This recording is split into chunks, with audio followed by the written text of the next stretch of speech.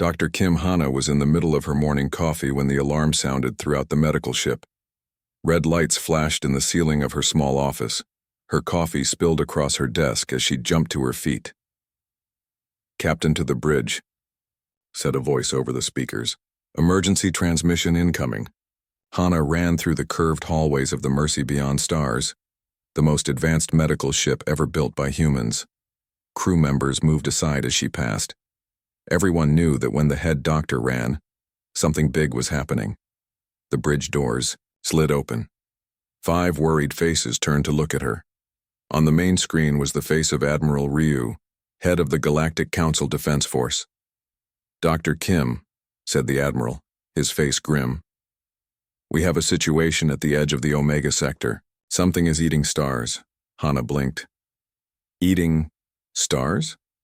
Admiral Ryu pressed some buttons and the screen changed to show a star map.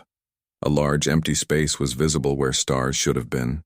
At the edge of this void, a bright blue star was dimming as they watched.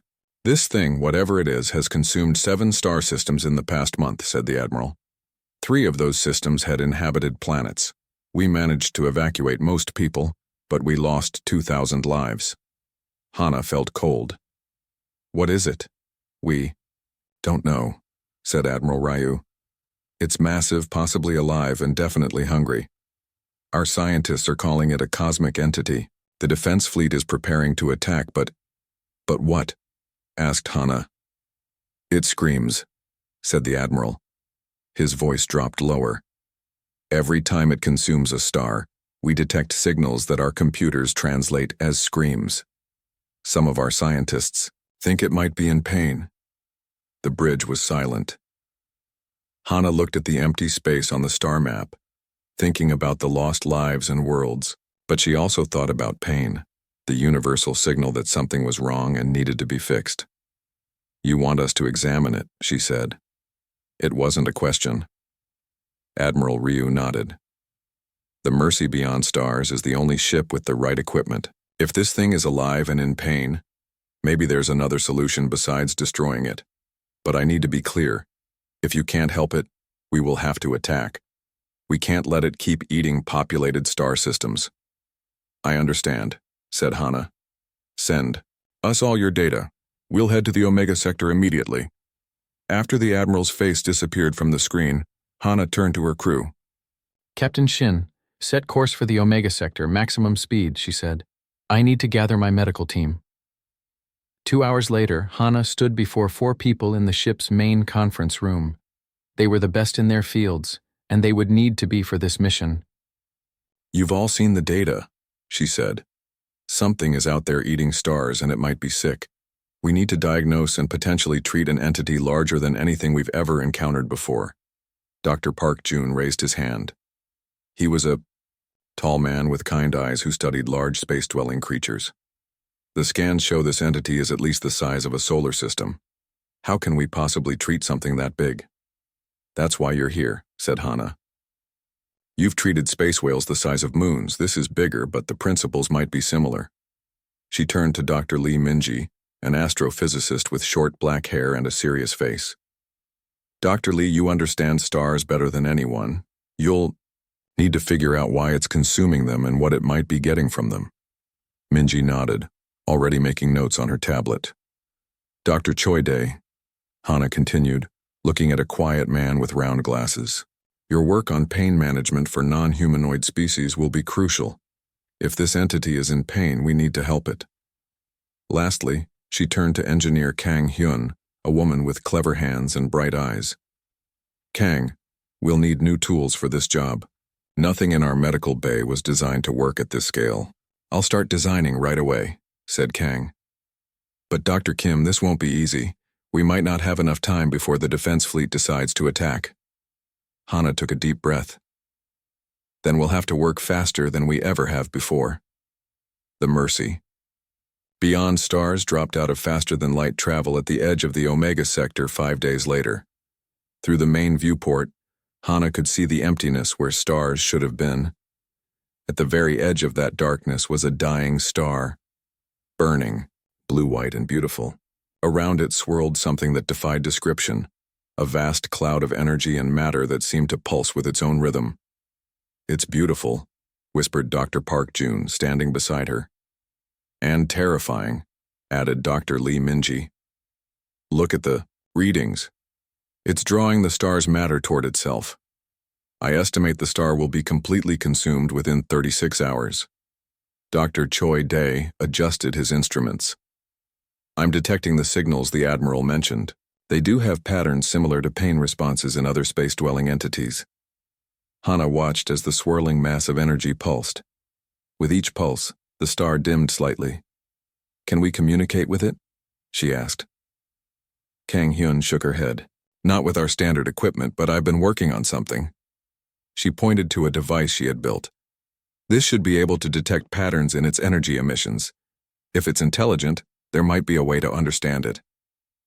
"Set it up," ordered Hana. "Dr. Park, prepare your long-range scanners. We need to know as much as possible about its physical structure. Dr. Lee, analyze what it's taking from the star." As her team moved to work, Hana remained at the viewport, watching the entity. Was it a predator? A mindless force of nature? Or was it something else, a patient in need of help? The ship suddenly shook as a wave of energy passed through it. "It knows we're here," said Kang, checking her screens. That was some kind of response. Another shake, stronger this time. "Emergency." Lights flickered on. "Captain, we've got 3 Defense Fleet ships dropping out of FTL behind us," reported the communications officer. "They're ordering us to pull back. They want to fire on the entity." "Tell them to wait," said Hana sharply. "We need more time," Dr. Choi Dae called out from his station. "Dr. Kim, the pain signals, they're changing. They're becoming more regular, more deliberate." Hana looked back at the entity. As she watched, a tendril of energy extended from the main mass, reaching toward their ship, not threatening, but almost curious. "It's trying to communicate," she realized. "It knows we're different from the defense fleet." The ship's translator system suddenly activated, trying to make sense of the energy patterns. A sound filled the bridge, a haunting, echoing sound that made everyone freeze. It wasn't just screaming. There were words buried in the pain. "Help," translated the computer. "Help. Burning. Help." Hana felt her heart race. She turned to her team, seeing the same determination in their eyes that she felt. "We have a patient," she said. Admiral Ryu's face was red with anger on the communication screen. "Dr. Kim, you have 1 hour to show me evidence that this thing can be helped. Otherwise, my ships will open fire." "It's communicating, Admiral," argued Hana. "It's asking for help." "It's already killed thousands by consuming their worlds," countered the Admiral. "I won't risk more lives. 1 hour, Doctor." As the screen went black, Hana turned to her team. "You heard him. We have 1 hour to figure out how to treat something that eats stars." Dr. Park Jun stepped forward. "I have an idea, but it's never been tried before, and it might kill us all." Hana looked through the viewport at the entity, still slowly consuming the dying star, still sending its messages of pain into the void. "Tell me," she said. "Your idea, Dr. Park," said Hana, her eyes not leaving the swirling mass of energy outside the viewport. "Tell me quickly." Dr. Park Jun pointed to the communication array that engineer Kang had built. "We need to understand it better. This device can detect its signals, but what if we could use it to send signals back?" "You want to talk to it?" asked Dr. Lee Minji, looking doubtful. "Not talk exactly," said Jun. "But if we can match its energy patterns, maybe we can create a connection, like how doctors used to put their ear to a patient's chest to hear what was wrong inside." Hana nodded. "Do it. But be careful. We don't know how it might react." "Engineer." Kang began adjusting her device, her fingers moving quickly over the controls. "I can modify this to send out pulses that match its patterns, but someone will need to wear the neural interface to interpret what comes back." "I'll do it," said Hana. Immediately, Dr. Choi Dae shook his head. "It's too dangerous. The neural load could be too much for a human brain." "We don't have time to argue," said Hana. "This is my responsibility." While they prepared the equipment, Hana stared at the entity. It was hard to believe something so vast could be alive, let alone sick. Yet the evidence was there in the pain, signals it sent out in the desperate way it consumed stars. What are you looking for in those stars? She wondered aloud. What are you trying to find? Dr. Lee Minji had been analyzing the data from the dying star. She looked up from her screens with wide eyes. Dr. Kim, I think I know what it's doing. It's not just eating the stars randomly. It's searching for specific elements. Which elements? Asked Hana. Heavy metals, rare isotopes, things that only form in the hearts of stars, said Minji. But here's what's strange. It's consuming entire stars to get tiny amounts of these elements. It's like someone eating an entire forest to find a few special berries, finished Dr. Park Jun. Inefficient and desperate. Engineer Kang looked up from her work. The device is ready, Dr. Kim. Hana sat in the chair they had prepared. The neural interface was a thin band that went around her head, with delicate sensors that would touch her temples. This will connect your brainwaves to the communication array, explained Kang. You won't be able to talk directly, but you might sense impressions, feelings, maybe even images if it thinks in ways we can understand. And if it doesn't? Asked Hana. Engineer Kang didn't answer, which was answer enough. 30 minutes left before the defense fleet opens fire, reported Captain Shin from his station. Hana took a deep breath. Do it. When Engineer Kang activated, the device, Hana's world exploded into light and sensation. Her body went rigid in the chair as her mind was suddenly stretched across the void to touch something ancient and vast. Old. So old. First ones. Burning. Help. The thoughts weren't words exactly, but somehow Hana understood them. The entity was trying to communicate, pushing its concepts into her human mind. Stars have medicine. Need medicine. Burning inside. Images flashed through Hana's mind. The birth of the universe. Stars forming. Galaxies spinning into existence. The entity had been there watching. One of the first forms of life in the cosmos. Others gone. Alone now. Dying. Hana tried to form her own thoughts in response. We want to help. What is burning you? A new sensation hit her. Intense pain that made her gasp. It felt like fire in her veins, like she was being cooked from the inside out. Bad star exploded, touched with wrong light. Poisoned. Despite the pain, Hana understood. Radiation poisoning. You were caught in a supernova blast. Yes, burning ever since. Stars have tiny medicine. Need more. Always need more. With tremendous effort, Hana formed another question. What medicine do you need from the stars? The entity sent images of specific elements, rare isotopes that formed only in stellar cores. Hana recognized some of them as being used in radiation treatments for humans and other species. The stars don't have enough to cure you, Hana realized. You're just treating the symptoms, not the cause. No cure. Only less pain. Then find new stars. Suddenly, Hana felt the entity's attention shift to the defense fleet ships waiting nearby. She sensed fear from the entity, and the beginning of anger. Small. Life will attack, always attack what they fear. No, Hana projected as strongly as she could. We are here to help. We are healers. She felt the entity's doubt, but also a flicker of hope, something it hadn't felt in ages. Healers for small life, not for first ones. We can try, insisted Hana. Let us try. The connection suddenly broke as Engineer Kang removed the neural interface. Hana slumped in the chair, gasping for breath. Her nose was bleeding and her head pounded with pain. Dr. Kim, cried Dr. Choi Dae, rushing to her side with a medical scanner. Your brain activity is off the charts. We need to get you to medical. Bae. No time, said Hana, her voice weak. I know what's wrong with it. Dr. Lee Minji and Dr. Park Jun helped her to stand. The room spun around her, but Hana forced herself to focus. It's ancient, one of the first living things in the universe, Mo, she explained. It was caught in a supernova explosion and suffered severe radiation poisoning. It's been consuming stars to get elements that help with the pain, but it's not a cure. 10 minutes until the defense fleet opens fire, warned Captain Shin. We need to tell Admiral Ryu, said Hana. Open a channel. The Admiral's face appeared on screen, looking impatient. Your time is almost up, Dr. Kim. What have you found? It's a patient, Admiral, said Hana firmly. It's suffering from radiation, poisoning from a supernova. It's consuming stars to self-medicate, not out of malice. And it's the last of its kind. The Admiral's expression didn't change. Can you treat it?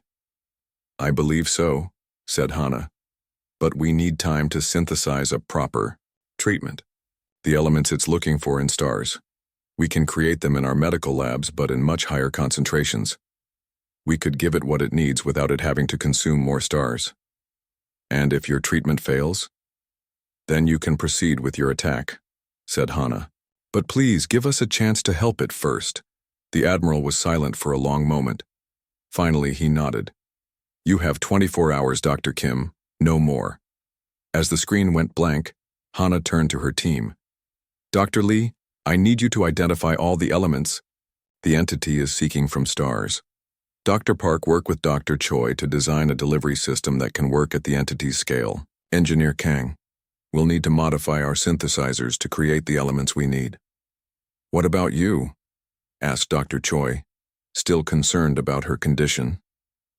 Hana looked out at the entity, still swirling around the dying star. I'm going to try to talk to it again. It needs to know help is coming. Outside the viewport, the vast cosmic entity continued to consume the star, its pain signals echoing across space. But now, mixed with the pain, was something new, a faint signal that sounded almost like hope. The medical bay of the Mercy Beyond Stars was not meant to be a factory. Machines designed to make small amounts of medicine for people were now running at full power, trying to create enough material to treat something bigger than a planet. How much have we made? Asked Hana, entering the lab after a short rest. Her head still hurt from the neural connection with the entity. Dr. Lee Minji looked up from her work. Her eyes were red from lack of sleep. About 2% of what we need.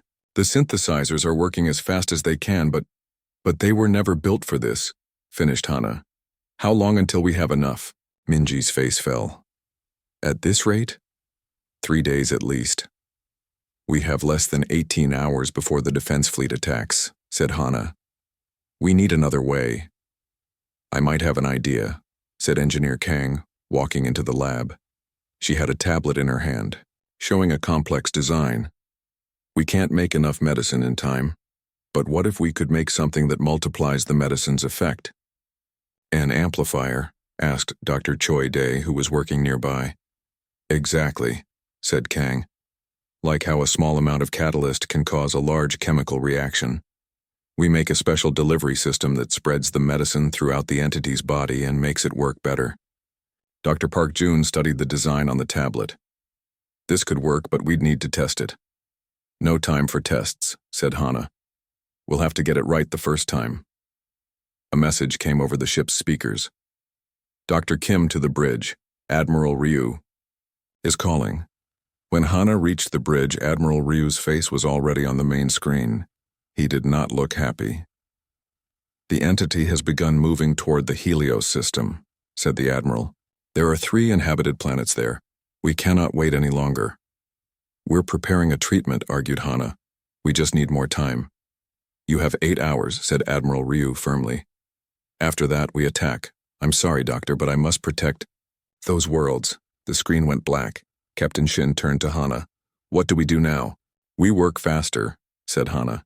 And we need to talk to the entity again. Make it understand it needs to stay away from inhabited systems.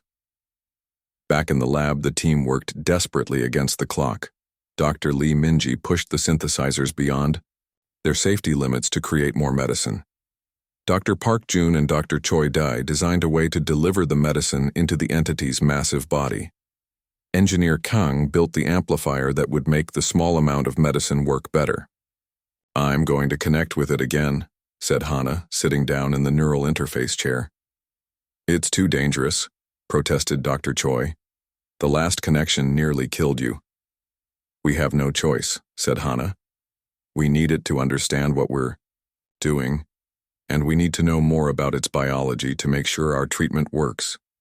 Engineer Kang adjusted the neural interface. I've made some changes to make the connection safer, but still be careful, Hana nodded, and the world faded away as her mind reached out across space to touch the ancient entity once more. Healer's still here. Good. The entity recognized her. Its thoughts seemed clearer this time, more focused. We're making medicine for you, Hana projected, but we need you to stay away from inhabited star systems. Need stars. Pain growing. I know, but there are people living in the Helios system. If you go there, the defense fleet will attack you. The entity was silent for a moment. Then, understand, we'll wait. But pain. Pain bad now. Can you show me more about your body? Asked Hana. How? The radiation affected you. It will help us make better medicine. What followed was a flood of information, images of energy matrices, flows of power, the complex structure of a being that existed partly in normal space and partly in dimensions. Humans couldn't perceive. It was dizzying, overwhelming. This part burns worst. The entity showed her a central core of energy, where the radiation damage was most severe. It was like looking at a burn that covered an entire continent. And the stars helped this part? Stars have tiny healing, need much, much more. Hana tried to understand the complex patterns she was seeing. If we deliver medicine to this part, will it spread to the rest of you? Yes. Core connects all. That was crucial information. They wouldn't need to treat the entity's entire body, just the central core. Suddenly, Hana felt the entity's attention shift. Small ships moving, preparing weapons. The defense fleet was getting into attack position. Time was running out. We're almost ready, Hana told the entity. Just hold on a little longer. When she returned to her body, Hana found the medical bay in a state of controlled chaos. Equipment had been taken apart and rebuilt. The synthesizers glowed red with heat. Everyone was moving quickly, speaking in short, urgent sentences. How much time do we have? Asked Hana, still dizzy from the connection. Less than 3 hours, said Captain Shin, who had come to the lab. The defense fleet is moving into attack formation. The amplifier is ready, reported Engineer Kang, but we're still short on the actual medicine. We need to focus on treating the core, said Hana, sharing what she had learned. If we can heal that part, the entity can heal the rest itself. Dr. Park Jun looked relieved. That changes things. We might have enough medicine for just the core. How do we deliver it? Asked Dr. Choi. We can't exactly give it a pill. We use the ship, said Hana. Everyone stared at her. The Mercy Beyond Stars was built to help people, explained Hana. Now it's going to help the biggest patient we've ever had. We can modify the ship's engines to create a special energy field that will carry the medicine directly to the entity's core. That's incredibly risky, said Captain Shin. We'd have to get very close to the entity. We'd essentially be injecting our ship into its body, added Dr. Park Jun, looking both frightened and amazed at the idea. It's the only way to deliver the medicine in time, said Hana. Engineer Kang, can you make the necessary modifications to the engines? Kang thought for a moment, then nodded. Yes, but it will take all our remaining time. And there's no guarantee we'll be able to get back out once we're inside the entity. Hana looked around at her team. I won't order anyone to go, this is completely voluntary. I'm going, said Dr. Park Jun without hesitation. Me too, said Dr. Lee Minji. One by one, everyone agreed to go. Captain Shin was the last to speak. All my years of flying, and I never thought I'd pilot a ship into the body of a cosmic entity, he said with a small smile. But I'm with you, Dr. Kim. Hana felt a surge of pride in her team. Then let's get to work. We have a very big patient to save. As they rushed to prepare, Hana looked out a viewport at the entity swirling in space. It had moved away from the inhabited systems as she had asked. It was keeping its promise. Now they needed to keep theirs. The mercy beyond stars would live up to its name. It would bring mercy beyond the stars, even to something that devoured them. The mercy beyond stars hovered at the edge of the vast swirling cloud that was the cosmic entity. From this close, it was even more impressive. Layers of energy and colors humans had no names for, stretching farther than the eye could see. Onto the bridge. Captain Shin's hands were steady on the controls, but his face was tense. All systems ready for approach, Dr. Kim. Hana nodded. She had never felt so small or so determined. Open a channel to Admiral Ryu. The Admiral's face appeared on screen. Your time is almost up, Doctor. We're ready to begin treatment, said Hana. We're going to pilot our ship directly into the entity's core to deliver the medicine. Admiral Ryu looked shocked. That's suicide. It's the only way, said Hana. I'm asking you to hold your attack until we've tried. If we fail, well, you won't need to attack us. We'll already be gone. After a long pause, the Admiral nodded. Very well. Good luck, Dr. Kim. In the engine room, Engineer Kang made the final adjustments to the ship's power systems. The normal engines had been partially taken apart, their energy redirected to create the special field that would carry the medicine. The amplifier is online, she reported through the comm system, but our shields will be at 30% once we're inside the entity. If its energy becomes unstable. She didn't need to finish the thought. Everyone knew the risks. Dr. Lee Minji and Dr. Park Jun were in the medical bay, monitoring the synthesized medicine, a glowing blue liquid in a special container connected to the ship's new delivery system. The medicine is stable, reported Minji, but we only have one dose. If this doesn't work, it will work, said Dr. Park firmly. Dr. Choi Dae had set up a station to monitor the entity's pain signals. I'm ready to measure its response to the treatment. Hana took a deep breath. Captain Shin, take us in. Slow and steady. The ship moved forward, entering the outer layers of the entity. The viewports filled with swirling colors and patterns of light. The ship shuddered as strange energies washed over it. Shields holding at 40%, reported a crew member. Hull temperature rising but within safe limits. Keep going, ordered Hana. We need to reach the core. As they pushed deeper into the entity, the ship began to shake more violently. Warning. Lights flashed across control panels. The sound of the engines changed, becoming higher and strained.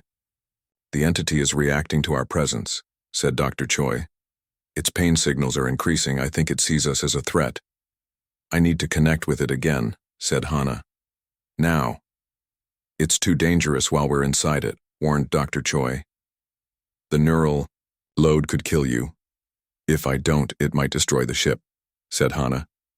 Bring the neural interface here. While the ship continued its journey toward the core, Hana sat in the captain's chair and put on the neural interface. The connection was immediate and overwhelming, far stronger than before. Small life inside this one, why? The entity's thoughts pounded in her mind like thunder. Hana struggled to form a coherent response. We bring medicine to your core to stop the burning. She felt confusion from the entity, then understanding. Yes, core burns worst but dangerous for small life. We know, Hana told it, but we want to help. There was a feeling of wonder from the entity, so powerful it brought tears to Hana's eyes. Small life. Risk ending to help this one. Why? Hana thought about how to explain the concept of healing, of mercy, to something so ancient and different. Because that's what healers do. We help those in pain no matter who or what they are. The entity was silent for a moment. Then Hana felt its energy patterns shift around the ship. The violent shaking stopped. This one will help small life reach core. On the bridge, everyone watched in amazement as the swirling energies around them seemed to part, creating a clearer path ahead. It's helping us, said Captain Shin in disbelief. Keep going, said Hana, still connected to the entity. Follow the path it's making for us. The ship moved deeper, passing through layer after layer of the entity's vast body.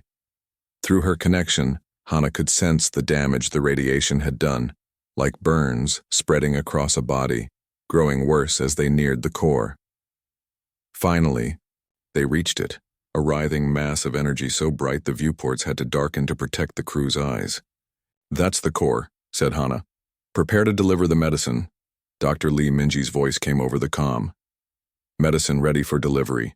The amplifier is at full power." "Shields down to 20%, warned a crew member.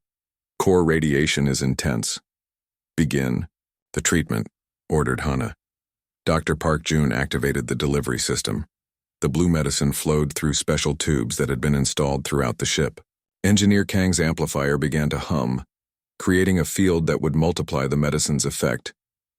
Through the viewports, they watched as a blue glow spread from their ship into the entity's core. At first, nothing seemed to happen. Then, the core began to change color from angry red to a calmer purple. "It's working," exclaimed Dr. Choi. "The pain signals are decreasing." Through her neural connection, Hana felt the entity's reaction, a wave of relief so profound it was almost like joy. Burning less, pain going. But then something went wrong. The core began to pulse erratically, and a wave of energy slammed into the ship, sending everyone lurching to the side. "What's happening?" demanded Captain Shin. "It's having a reaction to the medicine," said Dr. Lee Minji, her voice urgent over the comm, like an allergic response in humans. Another energy wave hit the ship. Panels exploded in showers of sparks. The lights flickered. "Shields failing," called out a crew member. "Hull breach on deck 3. Hana, still connected to the entity, felt its confusion and fear. "What's happening to you?" she asked. "Medicine good, but strange. Body fighting. Not understand new thing." Hana realized the problem. The entity's body was so ancient, so set in its ways, that it was rejecting the unfamiliar medicine even though it would help. "You need to accept the medicine," she told it. "Tell your body to accept it." How? Hana thought quickly. When our bodies reject medicine, we use our minds to help. We picture the medicine healing us. Can you do that? She felt the entity trying to understand.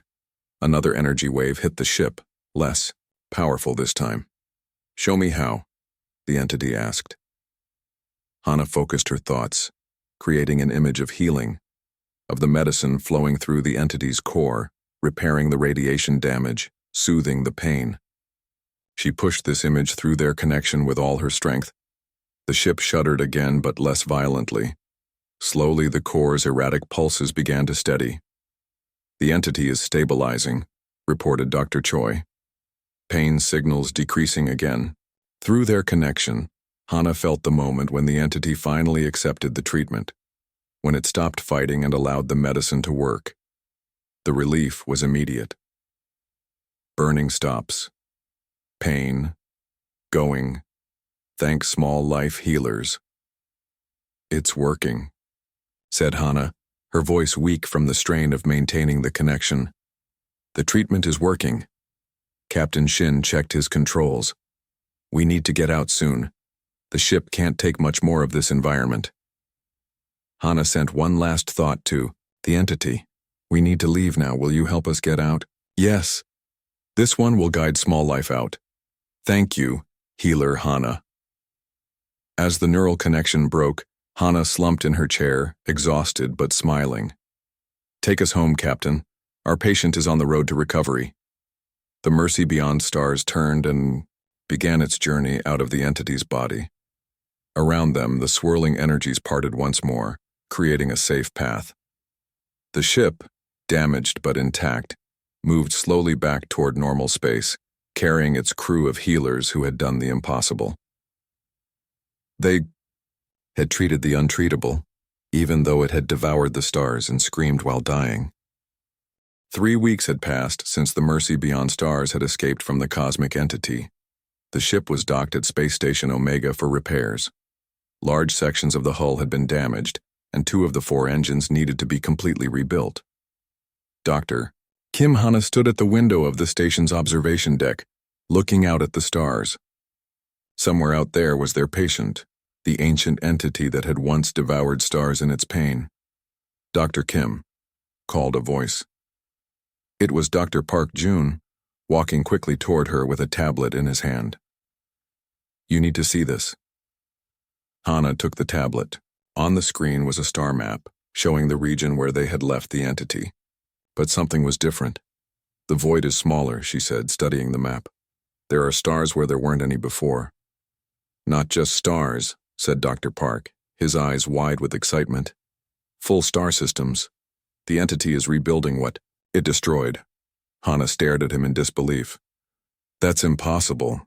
How could it create new stars?" "I don't know," admitted Dr. Park. "But the evidence is clear. The long-range scans don't lie." Before they could discuss it further, Captain Shin's voice came over the station's comm system. "Dr. Kim to Communication Center. Urgent." When Hana and Dr. Park arrived at the communication center, they found the rest of their team already there. Dr. Lee Minji, Dr. Choi Dae, and Engineer Kang Hyun were gathered around a console, their faces a mixture of shock and wonder. "What's going on?" asked Hana. "We're receiving a transmission," said Captain Shin. "From the entity." Hana felt her heart skip a beat. "How is that possible? Our communication systems aren't designed to—" "It's adapted," interrupted Engineer Kang. "It's using a frequency our systems can detect. It's learned from its contact with us." "Can we understand it?" asked Hana. Dr. Choi nodded. "The computer is translating. It's asking for you, Dr. Kim." Hana stepped forward. "Put it through." The screens around them flickered, then filled with swirling patterns of light that somehow formed words. "Healer Hana. This one is better now." The simple message brought tears to Hana's eyes. "I'm glad," she said. "We were worried about you. More. Then better. Changed. Medicine fixed burning. Also fixed mind. Can think clearly now. Can remember who this one was before pain. And who were you?" asked Hana softly. "Creator. Before small life, this one and others like this one, shaped stars, made places for life to grow." Dr. Lee Minji gasped. "It's saying it helped create the universe as we know it. This one is last of first ones now. But not alone. Found small life that helps instead of fears. Found healers." Hana thought about what to say to such an ancient, powerful being. "We're glad we could help you. That's what healers do. Healing is good. This one will heal what was broken." The screens showed images of the star systems the entity had consumed, and then images of those same systems being rebuilt, stars rekindled. From cosmic dust, planets reformed. "It's incredible," whispered Dr. Park. "It's not just replacing what it destroyed. It's rebuilding it exactly as it was. Small lives were lost because of pain. This one regrets. Cannot bring back small lives, but can rebuild homes." Captain Shin looked troubled. "What about the people who died? The 2,000 lives lost when it consumed those inhabited systems?" Hana repeated the question to the entity. Its response made the room go silent. "Cannot create life as it was, but can remember." This one remembered all who were lost, their patterns, their essence. The screens showed images of strange crystal formations on the rebuilt planets, each crystal somehow containing a pattern of light that looked almost like a person. This one made memorials. So small lives will not be forgotten. Admiral Ryu arrived at the station the next day. He had received the reports but wanted to see the evidence for himself. Hana showed him the star maps, the images of rebuilt systems, and the memorials the entity had created. "In all my years," said the Admiral, shaking his head in wonder, "I've never seen anything like this. We were ready to destroy it, and instead you healed it. And now it's healing the damage it caused." "It needed help," said Hana simply. "Just like any other patient. The Galactic Council wants to establish communication with it," said Admiral Ryu. "They're calling it a first one now based on your reports. They want to learn from it." It seems willing to share knowledge, said Hannah. But I think we should be careful. It's still recovering, and it's the last of its kind. We should treat it with respect, not just see it as a source of information. Admiral Ryu nodded. I agree. That's why they want you to be the official liaison. No one else has the connection to it that you do. Hannah hadn't expected that. Me? You're the one it trusts, said Admiral Ryu. And after what you and your team did, risking your lives to save something most people wanted to destroy, I think you've earned that trust. Later that day, Hannah gathered her team to tell them the news. So we're going to be the official human representatives to a being that helped create the universe? Asked Dr. Lee Minji, looking overwhelmed. Not just representatives, said Hannah. Healers. It still needs monitoring and possibly more treatment, and it might not be the only one of its kind left. There might be others out there, suffering alone. A new branch of medicine, said Dr. Park June thoughtfully. Cosmic scale treatment. Exactly, said Hannah. We'll need to develop new techniques, new equipment. The Mercy Beyond Stars will need to be completely rebuilt and upgraded. I already have some ideas, said Engineer Kang, her eyes bright with excitement. If we modify the neural interface, we could communicate more effectively without putting so much strain on your brain. Dr. Choi Dae nodded. And I can work on better pain management protocols for entities of this scale. As her team began to discuss the possibilities, Hannah returned to the observation deck. The stars seemed different to her now. Each one might be home to countless lives, but also part of something larger. A cosmos filled with beings of all sizes and types, some so vast and different they had been mistaken for natural phenomena. And all of them, from the smallest microbe to the largest cosmic entity, could feel pain, could suffer, could need healing. The entity, the first one, sent her a message later that night.